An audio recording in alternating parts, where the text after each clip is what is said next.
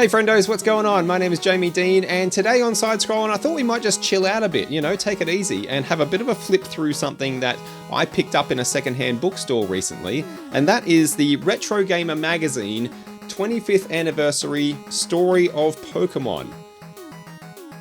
Let's do it.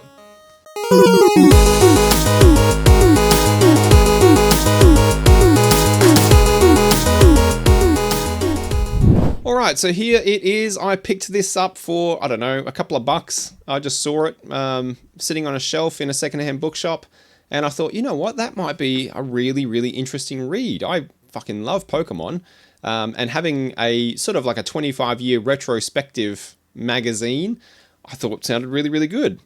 There's the back. I mean, I've never really read much of Retro Gamer, to be honest. It's probably something I should keep an eye out for, because I get the feeling it's something I really like. But yeah, this entire issue dedicated and completely to Pokemon sounded right up my alley. So we're just going to have a bit of a flip through this and see what's in there. I'm not going to read the whole thing. There is a lot of very, very small text in this magazine. I'll probably read it through cover to cover at some point, just quietly on my own. But for today, we're just going to have a browse through and just sort of get a gist of exactly what's in here. All right, let's go. Welcome. If there's anything of specific interest, I'll call it out. It's going to be quite difficult to read, I know it looks like I'm sitting quite close, but I'm sitting far enough away that even with my glasses, reading this very, very tiny text is going to be difficult a lot of the time. There we go. There's our contents page. Fucking great looking contents page. So we can see we're going through the evolution of Pokemon. Then we got Generation 1, we've got Gen 2, Gen 3, Gen 4, Gen 5, Gen 6, Gen 7, Gen 8, all the way up to Sword and Shield this goes. Holy moly, that's cool.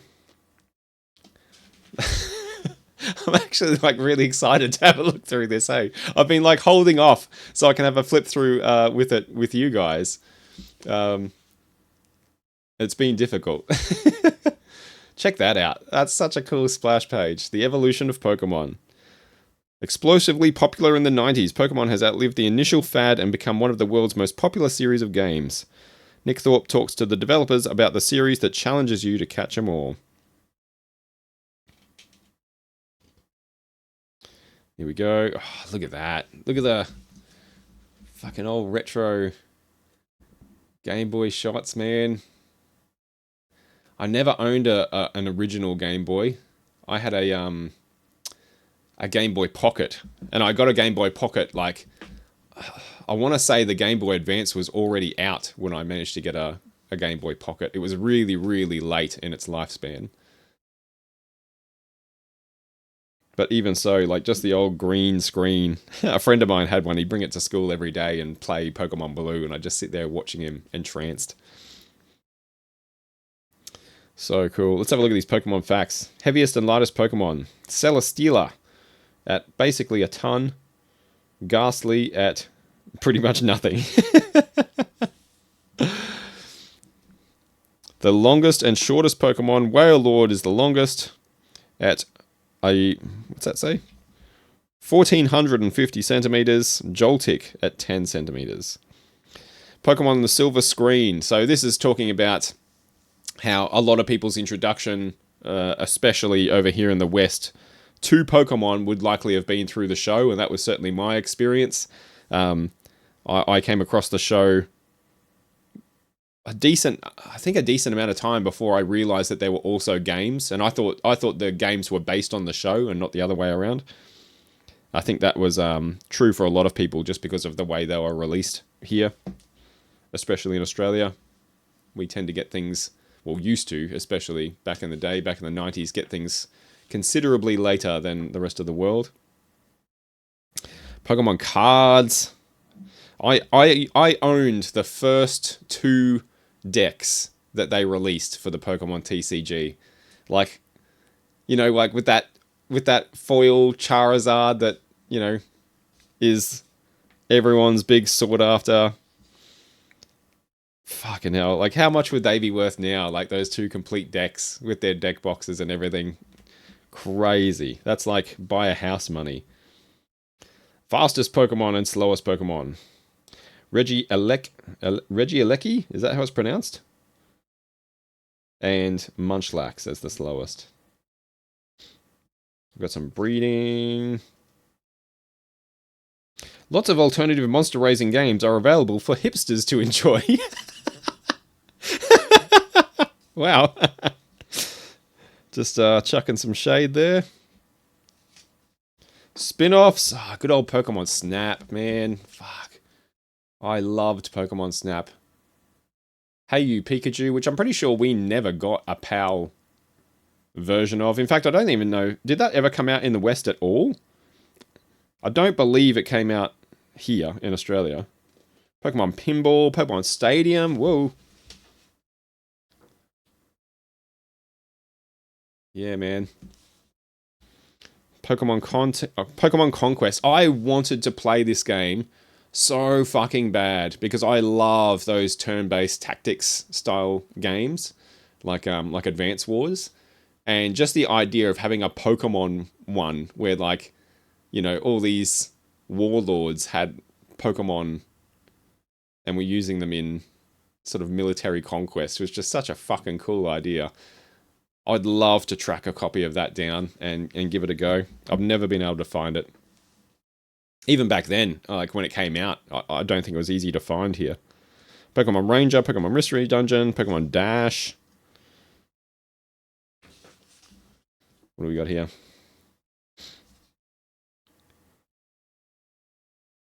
More Pokemon facts. Strongest and weakest attack Pokemon. Mega Mewtwo X and Igglypuff. Certainly a mismatch.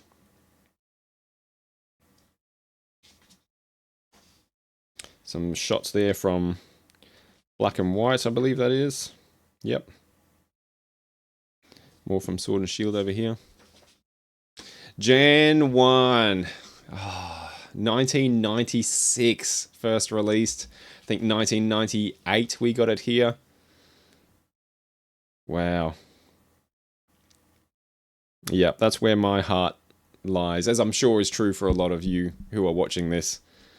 Pokemon Red was my first encounter with a Pokemon game, but having never owned an original Game Boy and not getting a Game Boy until quite a bit later, I played Pokemon Red on an emulator. A buddy of mine gave it to me on a floppy disk, an emulator and a ROM in high school, and holy shit, yeah, I sunk some hours into that.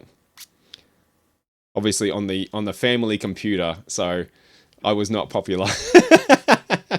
Constantly taking up the computer time of everyone. Pokemon Yellow. That Pokemon Yellow was the first Pokemon game that I bought, like an actual cartridge. And that's when I had my Pokemon, my Game Boy Pocket. I got it and I got Pokemon Yellow. Pokemon Adventures. I've got that sitting on my shelf, actually. Really interesting. If you've never read Pokemon Adventures, the manga, really, really different to pretty much anything else Pokemon media related. Like much, I think it is, from what I understand, a bit closer to the original vision of what Pokemon, you know, what they wanted it to be. Yeah, a lot more violent, for sure. An interesting read, definitely, for any Pokemon fan. I think a lot of people who are, you know, quite a bit younger and have come into Pokemon, especially in the more recent generations, sort of X and Y onwards, where the cutesy everything, you know, everything's being cutified up to the max, would be very surprised if they went back and read Pokemon Adventures. So we got all this. So the card game came out in 96. Pokemon Adventures 97. The series in 98, which is where I and a lot of people my age would have been introduced to it, I imagine, if you were living over here in Australia. Pokemon Yellow 98 as well. Pokemon Stadium 96. Pokemon Snap 98. Pokemon TCG on the Game Boy. Wow. Super Smash Brothers. Look at that. 99. We get Pokemon in a non-Pokemon game. There they are. The originals. All the original sprites too. Oh, that is fucking banging. Check that. Just a huge spread of the OG sprites. There's my boy. Woo. Boba. My first ever Pokemon and my favorite. That is super fucking cool.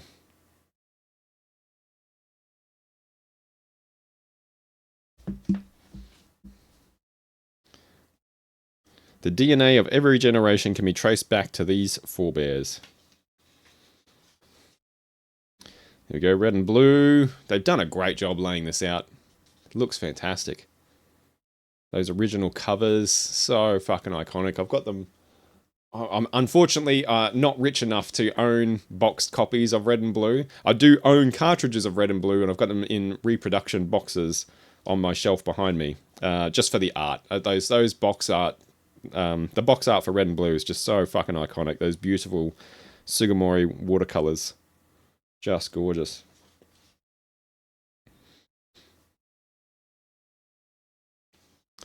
Jason Page. There's the man behind the song. I won't sing it. I'll spare you that. How did you come to land the gig performing the original Pokemon theme? I was one of 100 sessions a year that I did for various clients. It was. I had worked for this music house before, and as always, sang my face off for the demo session. Soon after, we recorded a few changes that eventually were approved for the show.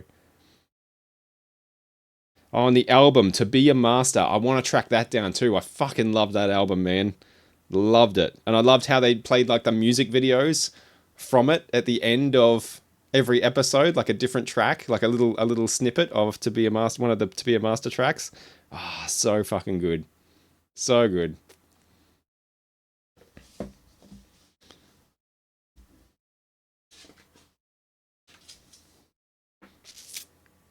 The evolution. Oh, that's interesting. Looking visually, how it's changed from Gen 1 to 2 to 3. 3, I think, is probably like... Oh, is that my favorite visually? Maybe 4. I didn't think I would like the 2.5D direction. Like, Gen 5 really leaned into it, right? Like, Black and White went hard on the 3D. Like, it was almost a 3D game, save for the character sprites, and that's about it, really. Everything else was 3D. I feel like Gen 4 kind of got the balance a little bit better.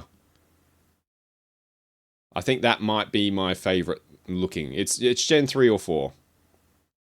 You can't go past that original, like, pixel art, though, can you? Like, super iconic.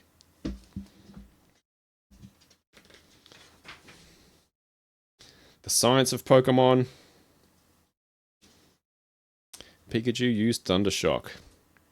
Who's that Pokemon? Are you a Pokemon professor or just a chump? There's fucking magazines just throwing shade constantly. Right, what we got here? We got Grimer, Magmar, Snorlax, Articuno, Mew. Come on. Throw us something. It's a Jigglypuff seen from above. That was a great episode of the anime where they go to do the exam. This is talking about some of the behind the scenes stats. Stuff that I never really ever paid a whole lot of attention to besides team balance. But IVs, EVs, natures, abilities, all that sort of stuff. I mean, abilities were all right, but all the other stuff, it was just, that's far deeper an experience than I was wanting to have with Pokemon. Taking it to a different level that was just not for me. TV show. Now, why would you not put... We're talking about Gen 1 here. Why have we not got original Ash here? OG Ash. That fucking first season of the anime, man. That holds up. The humor in that is still, like, fucking fire. It is so good. It is still so good, that original... I'd say the first 2-3 seasons, up until... and through to the end of Johto. Everything from the end of Johto backwards is, like, peak Pokemon anime, I think.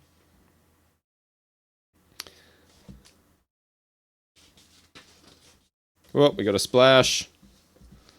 Mewtwo, the first movie. Mewtwo Strikes Back. Great piece of art. Man, seeing that in cinemas was wild. I've talked about that a few times on here.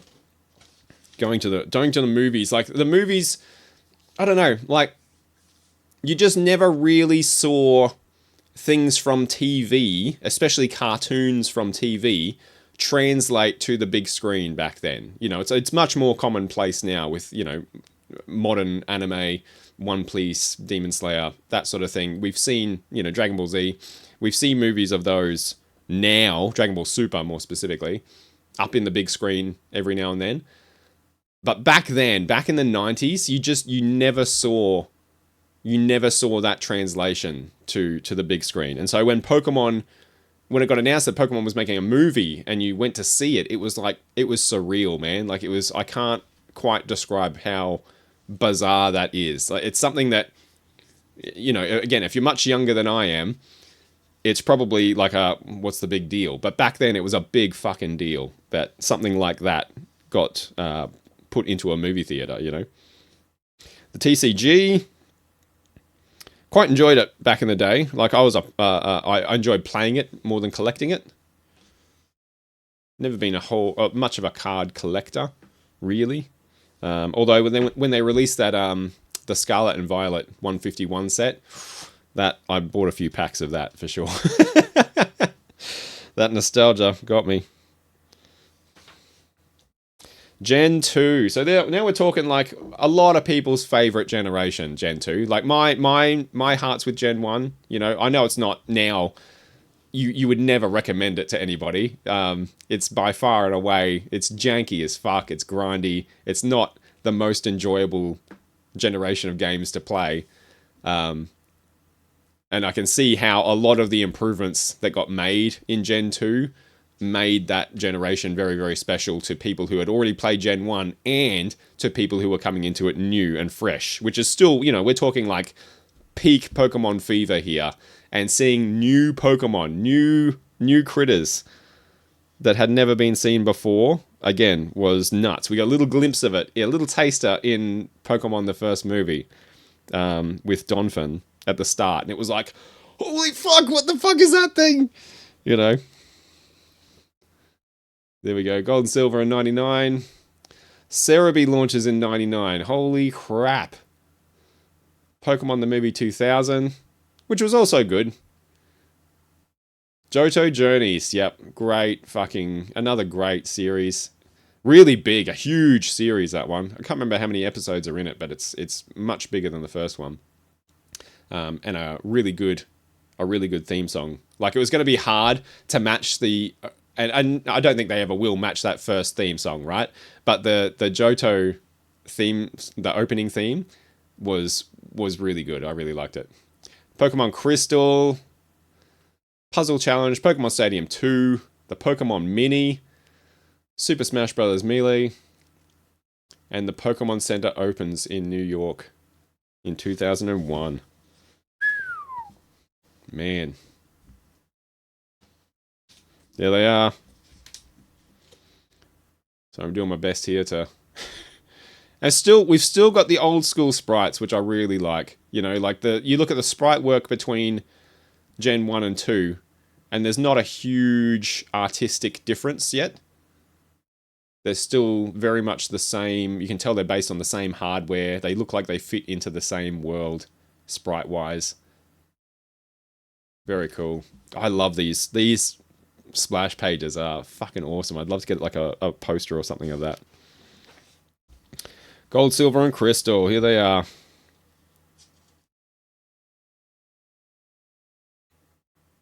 New innovation. So the real-time clock, man. Oh, that was so cool. Like, I only retroactively played Gold and Silver via Heart Gold and Soul Silver. I missed Gold and Silver when they released initially because I didn't own a Game Boy Color. I never did. But even playing them in Heart Gold, Soul Silver, and having the real-time clock, like where what you found changed based on the time of day you were playing, that is fucking genius. It was absolute genius, whoever came up with that. Backwards compatibility. They had held items. Breeding got introduced. And the poker gear. Was never much of a breeding fan either. Never really, again, like that's sort of, most people who are breeding specifically for stats. And that sort of thing never really interested me that much. Inside the animated sprites. Yes, look at this. The first animated sprites. Fucking A. So cool. Another beautiful Ken Sugimori piece of watercolor art. Just, like, Ken Sugimori is just a fucking legend. There we go. On the Game Boy Color, there's the map. The Johto map. We got the Pokemon Mini. And we're into Gen 3. 2002. Another one that completely passed me by. Never played it in the day. In fact, this is, I think, the only generation that I have never played. I think I've played all the others now, except for this one. This is the one I still need to cross off my list. And very much looking forward to doing so. So what we get here? We got Ruby and Sapphire. Pokemon Advance to the anime. This is where things started to change up. Pokemon Colosseum. Pokemon Pinball, Ruby and Sapphire. Fire Red and Leaf Green, which are, immensely loved games. Hugely adored remakes. I've played Pokemon Leaf Green, no, Fire Red. I'm same thing. I thought it was good, but I didn't love it as much as I was hoping I would, to be honest. I think the music, I think, for those original Gen 1 games was so important to how they felt. And the updated versions of all of those tunes, I don't know, it just changed it just enough for it to not quite feel right to me. Does that make sense? Like, it was just off. And so because that was just off, it kind of made the whole experience feel just a bit off to me. I liked it, but I didn't love it, if I'm being hand on heart honest. Pokemon Emerald, I mean, I know that is a lot of people's favorite Pokemon game as well. Poke Park opens in 2005. Mystery Dungeon, we get Pokemon Ranger. Pokemon Rangers and Mystery Dungeon, these are another two experiences I need to cross off my list. I've never actually played either of those. Alright, let's have a look at the Hoenn region. So here we go, new sprite work. Game Boy Advance sprite work, baby. And arguably, probably, that era, Game Boy Advance era, was some of the best sprite work, I think, ever. Like, look at these. Just gorgeous.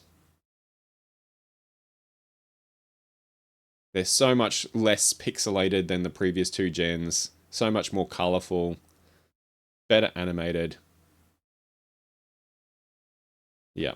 Just, I mean, look at some of the detail on, like, the Kyogre and Groudon sprites. Like, that's, for the time, that's unreal. Like, even now, that's still just so cool. So beautiful. I love it. I love good sprite work. Ruby, Sapphire, and Emerald. So the new things, what do we get in this gen? We got abilities made an appearance. Whoa, come on, focus. There we go. We got secret bases, contests. Contests are something that don't really, like, all those side things. I spoke about this in my Pokemon Pearl video. Like, none of those side things tended to really pull my attention away from the world, personally. Double battles, yes. Now that was fucking cool. The introduction of double battles. Weather was great, although slowed everything right the fuck down. Oh my god. If you left all the animations on for battles, I wonder whether weather...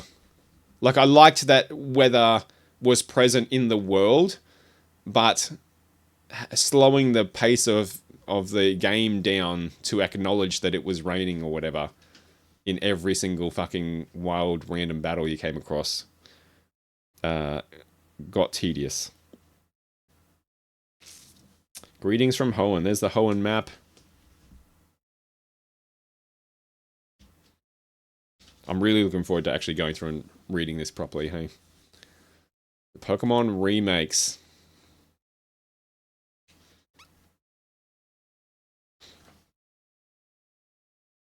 Here we go. Remake versus original. So Fire Red and Leaf Green. I think I'm an outlier here in saying that I do prefer Red and Blue over Fire Red and Leaf Green. I mean, gameplay-wise, mechanically, Fire Red and Leaf Green are head and shoulders above. But in terms of feeling and, nostalgia and everything like that, I've got to go with the OG. Gold and Silver versus Heart Gold and Soul Silver. For my money, Heart Gold and Soul Silver are the best Pokemon games ever made, even to this day. If you've never played a Pokemon game before by some miracle, and you were curious and wanted to know what Pokemon's all about, Heart Gold and Soul Silver is the direction I would point you in. Because I think they are the pinnacle, personally. In terms of both capturing Pokemon in a more modern sense and a nostalgic sense at the same time. I think they just are a bit of a triumph. Ruby and Sapphire versus Omega Ruby and Alpha Sapphire. Now, I have Alpha Sapphire sitting on my shelf to play. Again, like I said, I've never played Gen 3. If you have played Gen 3, would you recommend playing the original or Alpha Sapphire? Which direction would you go in if I've never played Gen 3 at all? Should I go the originals or should I go the remakes for that? Because I know that the remakes, as well as being in the 3D engine, which I'm not a huge fan of, honestly, I know they change a few bits and pieces story-wise and gameplay-wise and things. They shake up a few things, as a good remake should.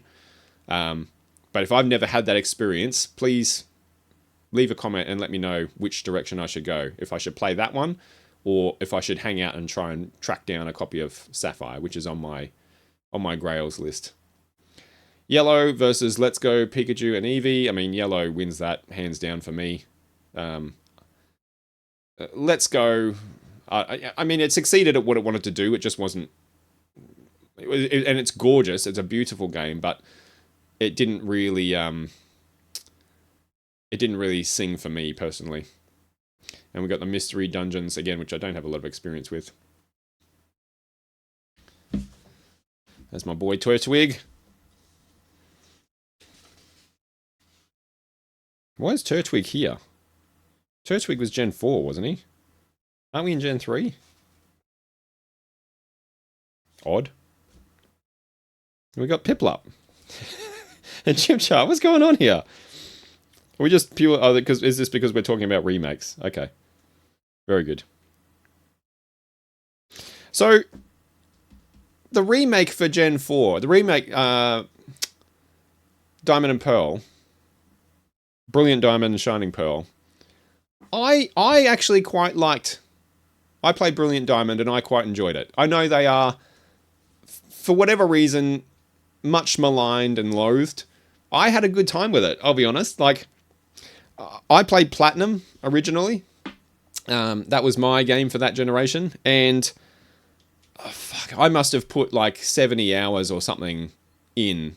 It was like this huge, epic experience to get from beginning to end, right? Like, I explored every inch of that game. And then initially when I played Brilliant, is it Brilliant Diamond? I'm going to fuck that up constantly. You know, the remake, okay? When I initially played the remake, I was actually really disappointed that it felt so much smaller in scope. Like, it just felt really quick. You just kind of blitzed through it in 20, 25 hours and it was done. And I came away from the experience thinking like, that didn't feel as grand or as epic an adventure as I remember Platinum being. Even though it's the same fucking map, it's the same towns, it's the same routes, it's all the same. But they'd stripped and streamlined so much of the grind. And it just goes to show how much of the time investment went into those older games was just inconvenience, really. And so I actually came around on, you know, because if I was going to sit down and play like a 70-hour or so, 60, 70-hour game now, there's no fucking way I get through it, right? There's not a hope in hell that I would finish a game of that length these days in adulthood, right? I just don't have the time. Or the focus, to be quite honest. There's a million other things I have to do and play and, you know, all adult responsibilities in life and et cetera, et cetera, et cetera. So the fact that I could actually get through that experience in 20 to 25 hours was kind of a blessing because it let me play through the game again, get through the Elite Four, finish the story, finish the game, and have a full experience in a much shorter time frame. So I actually kind of, you know, I flip-flopped on that one a little bit, but I ended up quite enjoying my time with Brilliant Diamond. I know that's not a fashionable thing to say.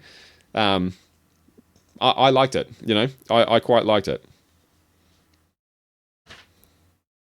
And here we go, speak of the devil, Gen 4. So I skipped Gen 2 and 3, and then I came back to Pokemon, as I said in my Pearl video. If you haven't watched it, go and check it out. I came back to Pokemon in this generation via Platinum, and that pulled me straight back in again. Here we go.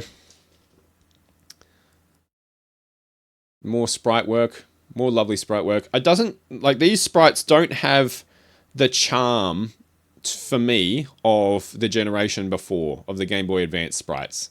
That we're moving into, like, we're moving away from pixelated sprite work into kind of like jaggy drawings, if that makes sense. You know, like, they just don't quite look as good to my eye. Like, they look like low-res artwork rather than crafted pixel art images, if that makes sense. Again, might not be a popular opinion, but that's how it looks to my eye. I don't like it as much as that golden era that I think was sort of the Game Boy Advance era. Here we go. Oh, did it say some innovations there? What do we get here? Oh, the fucking Pokemon Watch. The Pocketch, as I pointed out in that Pearl video. Stupid fucking name. Why just call it the Pokewatch? Just call it the Pokewatch. Everything else is a Pokey something in the world. Why is this not just a Pokewatch? What the fuck is a Pocketch? Makes no sense. The Wi-Fi Plaza. Physical and special moves being separated. That was a huge one. The Versus Recorder. And we go Wi-Fi for the first time. Online. Which I know for a lot of people was a huge fucking deal. Big, big, big deal. Especially for trading. That fucking changed the game for trading. Greetings from Sinnoh. There's the map. And as I said in my Pearl video, like, this generation, like, story... Oh, Jesus, we don't even have very many pages of it. Look at that. It's only a couple of pages. It's not my favorite generation. Story-wise, I don't like the big, grandiose, multiverse-threatening, end-of-the-world storylines that Pokemon sort of started moving towards from Gen 3 onwards. I quite like the very grounded, travel the region, fight the gyms, go to the Elite Four, done and dusted. I like that.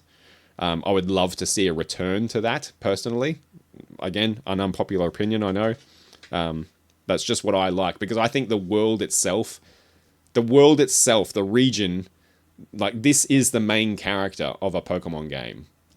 Like, traveling, exploring, seeing places, meeting people, this is the main character. And I think when you try and inject those big world scale, multiverse scale storylines into that very grounded sort of story, or that very grounded reality, it takes a lot away from that, I think.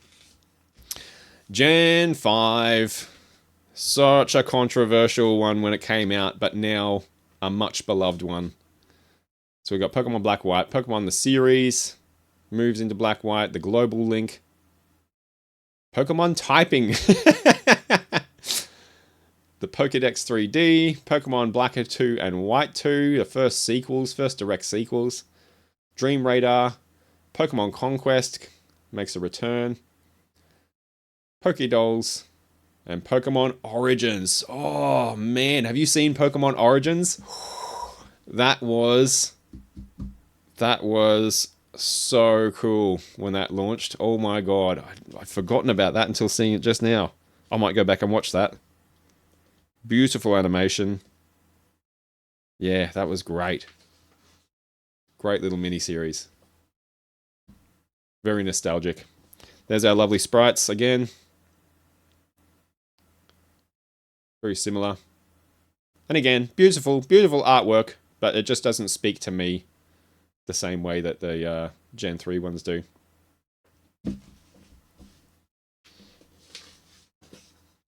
What a game this was. Like, this was such a controversial game when it launched.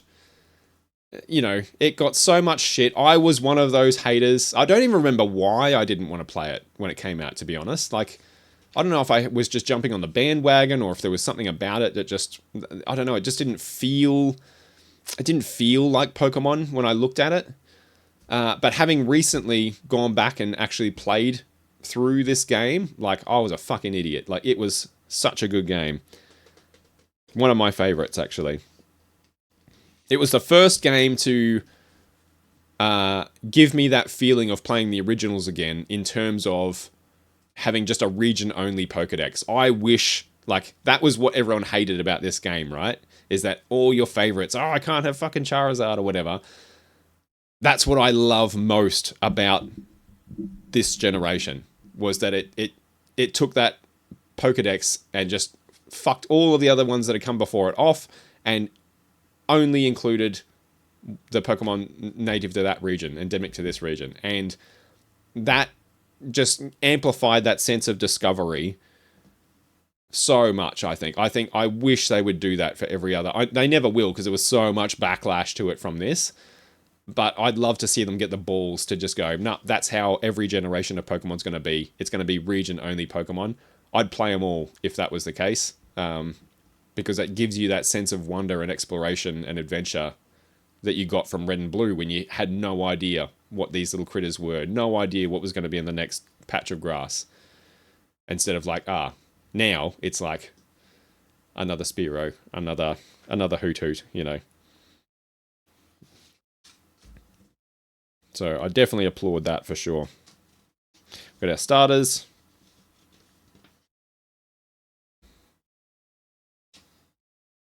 Old N. I was also really worried that the whole, you know, like, storyline for Black and White was going to be really overbearing, you know, the whole, like, should or shouldn't we be catching Pokemon?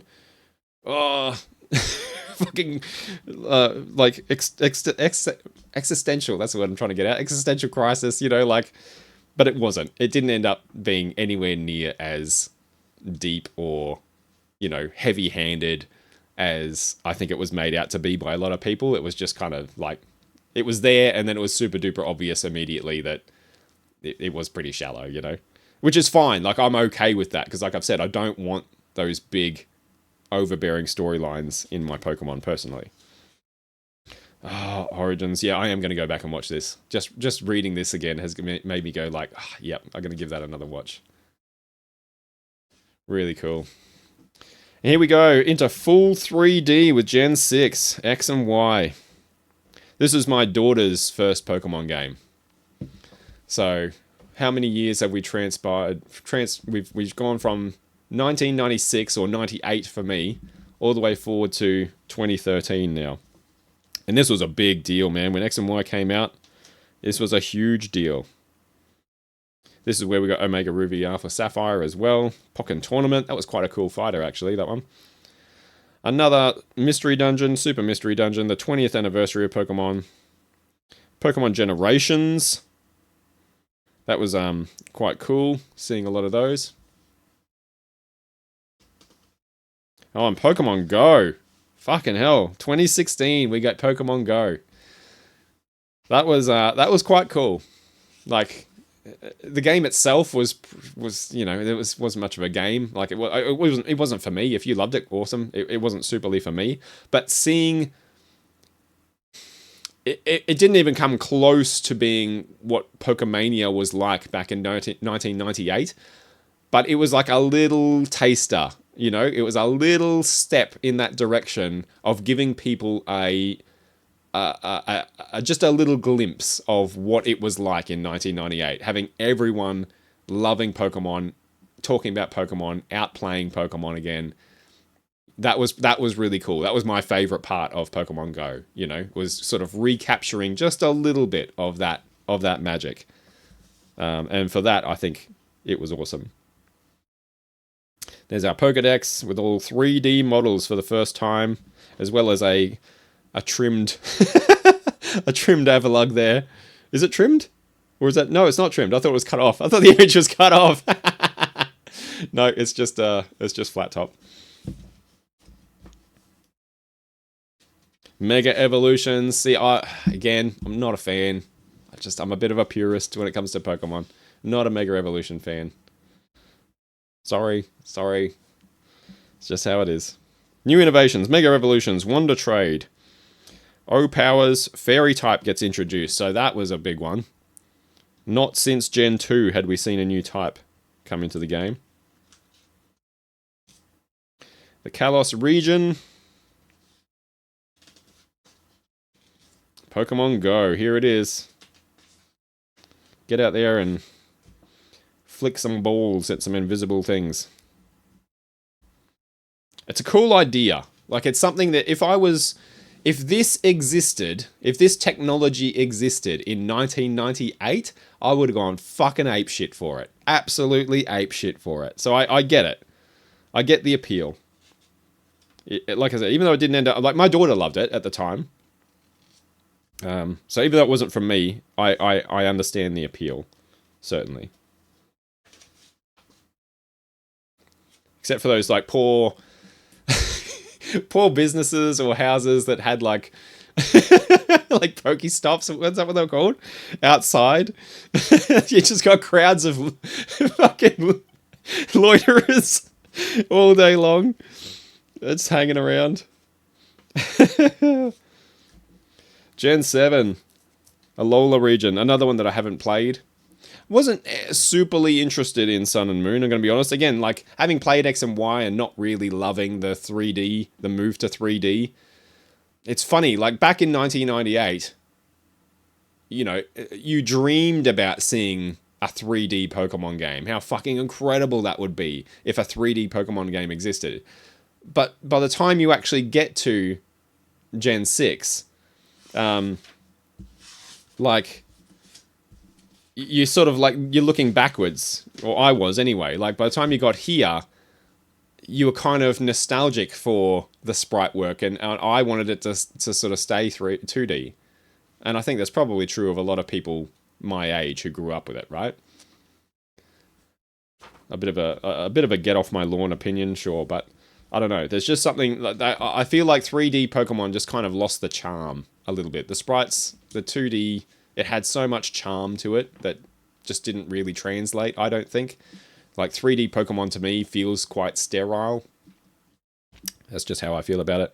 So I've never actually played Sun and Moon, and as far as I can see, like, Sun and Moon is, like, super heavy-handed on the story. It's the one that I think has moved the furthest away from what I love about a Pokemon game, is just sort of like, here's your starter, go get the 8 badges, go fight the Elite Four, have fun, you know, just off you go. Just puts you out into the world and you can just go for it on your own merits, on your own pace. I think Sun and Moon has taken the biggest stride away from that. So I don't know that I'm terribly interested in playing Sun and Moon, if I'm honest. I'm sure they're quite good in their own way. It's just that their way isn't something that I would superly enjoy. We get Detective Pikachu here as well. Pokemon Quest, that was a fun little, like, you know, mindless kind of auto battler. I didn't mind Pokemon Quest for, you know, the 5 minutes here and there. Super Smash Bros. Ultimate, Detective Pikachu, which was better than it had any right to be. Now this, Mewtwo Strikes Back Evolution. I haven't seen this. I've been a bit gun-shy to go and watch this because I love the original so much and it's such a special memory and a special thing to me that I wasn't sure how I felt about, you know, Pokemon having all gone 3D and now they're transporting, you know, even that movie into 3D animation as well. I was like, I don't know, man. Like, I think it's cool that, you know, the voices are all different, the voice actors are all different, the voice cast is all different. It wouldn't feel the same to me at all. And so I haven't tried it out. If you think I should, let me know. Drop me a comment and let me know if you think it's worth a watch, if I loved the original. And if you loved the original and you watched it and what you thought of it, I'd be very, very curious to hear. Here's the Pokedex. We get variants. Now, that's a really cool idea, I think. I quite like this. It's probably the one thing about this generation that I thought, that's an interesting take on things. Having, like, variants Pokemon that are specific to that region and have evolved differently because of where they live. You know, it's just a cool idea, I think. Something that is worth exploring. We got the Rotom Pokedex, Z moves, which are just fucking stupid, I think. Pokeride, you can ride your Pokemon. I guess that's pretty cool. Greetings from Alola. Tell me if you've played this and you love it, if you would recommend it to someone who does not like the 3D Pokemon games and does not like heavy-handed stories. Like, my feeling is that I would not like this game, but I haven't played it either, so I'm purely talking from, you know, complete lack of experience. If you would recommend it, let me know. Detective Pikachu, which is still a fucking weird. If you were going to do a Pokemon movie, this is a weird direction to have gone in, right? I'm not alone in that. Like, I would think that if you were going to do a movie, you would go back and do something like Pokemon Origins, right? But in live action. That would be fucking awesome. That'd be amazing. This was bizarre. It was better than it had any right to be, but it was still strange. Here we go, Gen 8. Sword and Shield. A much loathed Pokemon game. I think, as far as 3D Pokemon games go, like, my daughter loves this game. Loves it. And it's interesting. Like, I find that really interesting because it's all about perspective, isn't it? You know, like, it's just because, like, I'm comparing things. Her first Pokemon game was X and Y. So it's that frame of reference that is different and sort of, I feel like, has hindered my enjoyment of this particular game because I did not think much of it at all. But she loves it. And I do think that's pretty cool, you know, and I think that translates to just a lot of things in life, really. Something to remember that, you know, we all look at things through our own perspectives, don't we? You know, we're all making comparisons in different ways to things we have experienced in the past or whatnot. Like, would I like this if I had never played a Pokemon game before? That's an interesting thing to think about, you know? There's our sprites. Snorlax with a forest on its belly. Oh, Gigantamax. I fucking hate Gigantamax so much. It's like, I think my most disliked gimmick. I think the thing I didn't like, the main thing I didn't like about Sword and Shield was that the the world lost its sense of character. Like I've said before that, you know, the region is the main character of the game. It should be, I think. Each town should feel like a character. It should feel like you should be excited to get there and see what there is to do, see what there is to see, go and talk to people, explore. There's always in the history of Pokemon games, there's sort of a rhythm where you'd travel a route, be excited to get to a new town, see what's going down at this new town, solve a mystery or go on some side quest at the town, beat the gym, move on to the next route. Repeat, right? I think Sword and Shield lost that. The towns just lost all sense of character. They were just empty shells that you couldn't do anything in, see anything, really talk to anyone of any interest. It was kind of like they were literally just a thing to hold a gym. And given, again, that's one of my favorite things about Pokemon, and this kind of stripped that out completely, I think that's the big reason why I didn't really get on with Sword and Shield as well as I did other games. So we have the Wild Area, Dynamax and Gigantamax, the Gym Challenges, Max Raid Battles, and we got expansions. That's worth mentioning too. The first Pokemon game to get expansions. This game gets some shit about how it looks. Now, I get that the wild area doesn't look great. I can see that. But the actual crafted areas of the game, the routes and the towns, even the towns are a bit iffy. But I think there are beautiful parts of this game. Like, I think the starting area where you start your little rural village that you start the game in, I think is gorgeous. I think there is, you know, there's certainly areas of this game that are far better looking than others, and they kind of get overlooked in favor of just sort of bagging on the bad parts. Creating a community.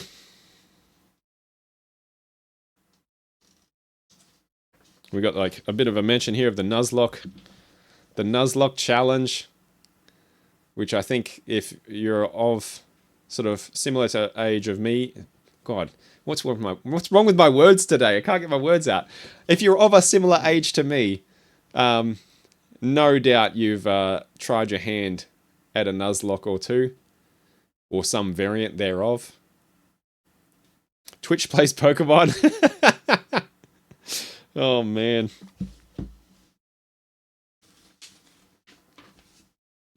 Pokemon Parallels. Oh yes. There's always imitators. Digimon. Now, I also, back in the day, fucking loved Digimon. I thought Digimon was fantastic. I had Digimon, I think, before I had the Pokemon game. And I loved that show as well. I loved the little, you know, the little Tamagotchi pets. Yeah, Digimon is something also quite special to me. One of the imitators I thought was quite good. Even more than Digimon, I fucking love Yu-Gi-Oh, man. I love Yu-Gi-Oh. Just the over-the-top campiness of it.